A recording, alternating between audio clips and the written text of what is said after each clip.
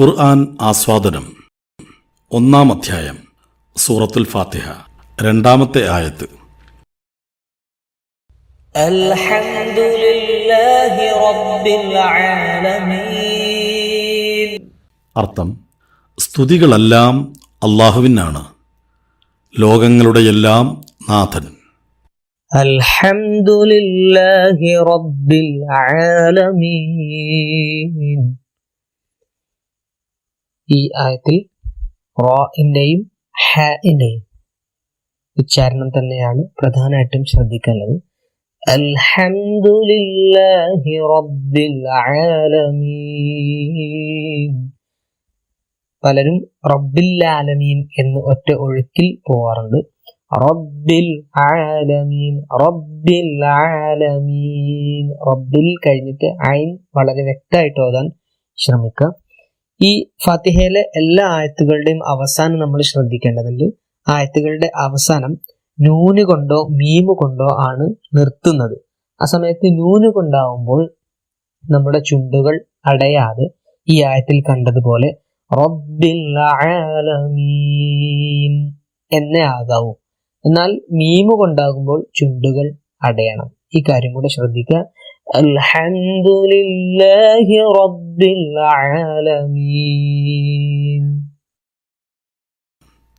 മദ്ഹ്, സനാ, ഹംദ് എന്നിവയെല്ലാം സ്തുതി എന്നർത്ഥമുള്ള അറബി പദങ്ങളാണ്.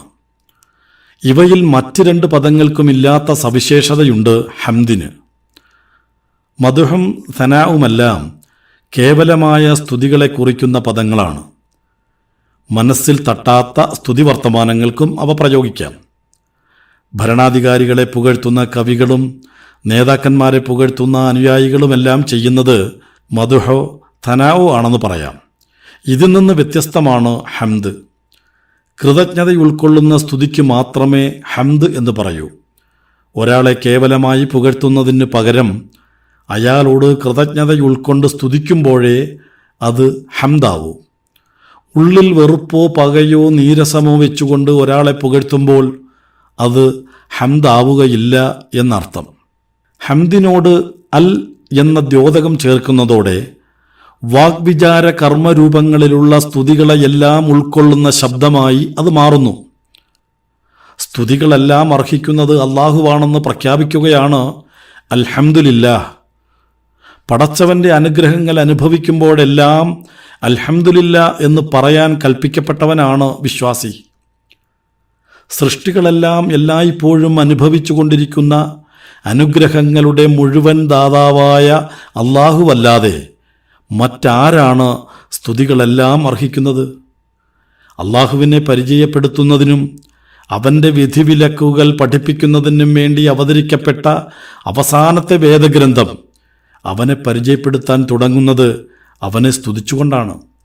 അവനാണ് സകല സ്തുതികളും അർഹിക്കുന്നതെന്ന് വിശ്വാസികളെ കൊണ്ട് ഏറ്റു പറയിച്ചുകൊണ്ടാണ്. സൃഷ്ടികളിൽ നിന്ന് ലഭിക്കുന്ന സഹായങ്ങൾ പോലും അള്ളാഹുവിൻ്റെ കൃത്യമായ വ്യവസ്ഥയ്ക്ക് കീഴിലാണ് നിലനിൽക്കുന്നതെന്ന് മനസ്സിലാക്കിക്കൊണ്ടുള്ള ഏറ്റുപറച്ചിലാണിത്.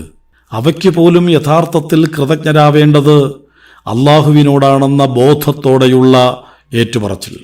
അള്ളാഹുവെന്ന ഉന്നത നാമത്തിനു ശേഷം ഖുർആൻ പരിചയപ്പെടുത്തുന്ന ദൈവനാമമാണ് റബ്ബ്.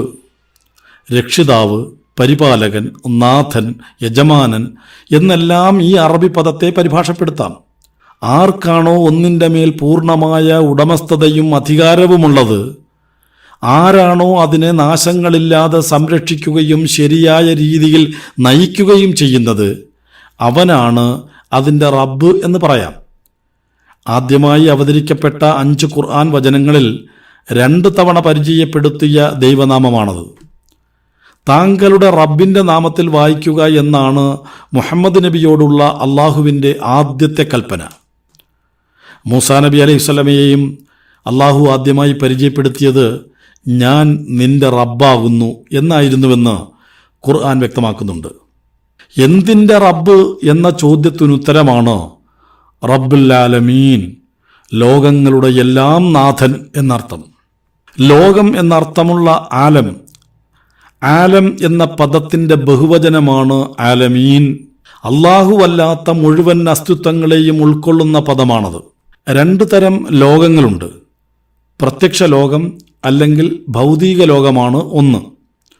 പഞ്ചേന്ദ്രിയങ്ങൾ കൊണ്ട് അനുഭവിക്കാനും പ്രസ്തുത അനുഭവങ്ങളുടെ അടിസ്ഥാനത്തിൽ അനുമാനങ്ങളിലെത്താനും കഴിയുന്ന ലോകമാണത്.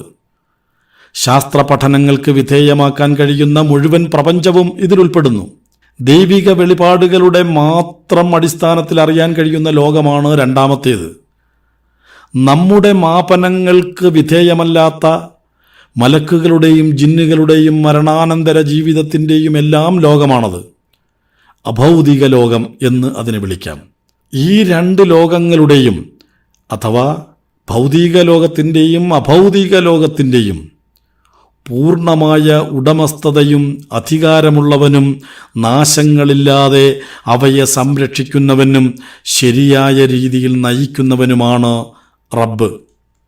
ലോകങ്ങളുടെ എല്ലാം നാഥനായ അള്ളാഹുവിനെ ദിനേന സ്തുതിക്കുന്നവരാവണം വിശ്വാസികൾ എന്നതുകൊണ്ടാണ് ഫാത്തിഹ നമസ്കാരത്തിൽ ആവർത്തിച്ച് ചൊല്ലുവാൻ വേണ്ടി കൽപ്പിക്കപ്പെട്ടിരിക്കുന്നത്. ലോകങ്ങളുടെ നാഥനെ കൃതജ്ഞതാപൂർവം സ്തുതിക്കുന്നവർ യഥാർത്ഥത്തിൽ ലോകങ്ങളിലുള്ളതെല്ലാം ആത്യന്തികമായി നന്മയാണെന്ന് അംഗീകരിക്കുകയാണ് ചെയ്യുന്നത്. അള്ളാഹുവാണ് എല്ലാത്തിൻ്റെയും നാഥൻ. ഇവിടെ നിന്ന് തനിക്കുണ്ടാവുന്ന സുഖങ്ങളും സന്തോഷങ്ങളുമെല്ലാം ഏതൊരു റബ്ബിൻ്റെ വ്യവസ്ഥയുടെ ഭാഗമാണോ അതേ നാഥൻ്റെ വ്യവസ്ഥയുടെ ഭാഗമായി തനിക്കുണ്ടാവുന്ന ദുഃഖങ്ങളെയും പ്രയാസങ്ങളെയും കാണാൻ വിശ്വാസിയെ പ്രാപ്തമാക്കുന്നതാണ് ആവർത്തിച്ചുള്ള ഈ സ്തുതികീർത്തനം. തനിക്ക് സുഖങ്ങളും സന്തോഷങ്ങളും ദുഃഖങ്ങളും പ്രയാസങ്ങളും എല്ലാം നൽകുന്ന വ്യവസ്ഥകളുടെ മുഴുവൻ രക്ഷിതാവിനെ കൃതജ്ഞതാപൂർവം സ്തുതിക്കുന്നവർക്ക് ജീവിതത്തെ സൃഷ്ടിപരമായി മാത്രമേ നോക്കിക്കാണാൻ കഴിയൂ. പ്രവാചകൻ സല്ലല്ലാഹു അലൈഹി വസല്ലം പറഞ്ഞതായി സുഹൈബ് ഇബ്നു സിനാൻ റളിയല്ലാഹു അൻഹുവിൽ നിന്ന് സ്വഹീഹ് മുസ്ലിമിൽ നിവേദനം ചെയ്യപ്പെട്ട ഹദീസ് പഠിപ്പിക്കുന്നത് വിശ്വാസികളുടെ ഈ സൃഷ്ടിപരമായ നിലപാടിനെക്കുറിച്ചാണ്. വിശ്വാസിയുടെ കാര്യം എത്ര അത്ഭുതം! അവൻ്റെ കാര്യങ്ങളെല്ലാം അവന് നന്മയാണ്. വിശ്വാസിയല്ലാത്തവർക്കൊന്നും ആ ഭാഗ്യമുണ്ടാവുകയില്ല. അവന് അനുഗ്രഹങ്ങൾ എന്തെങ്കിലും ലഭിച്ചാൽ അവൻ അള്ളാഹുവിന് കൃതജ്ഞനാവും. അത് അവന് നന്മയാണ്. പ്രയാസമാണ് ഉണ്ടാവുന്നതെങ്കിൽ അവൻ ക്ഷമിക്കും. അതും അവന് നന്മയാണ്.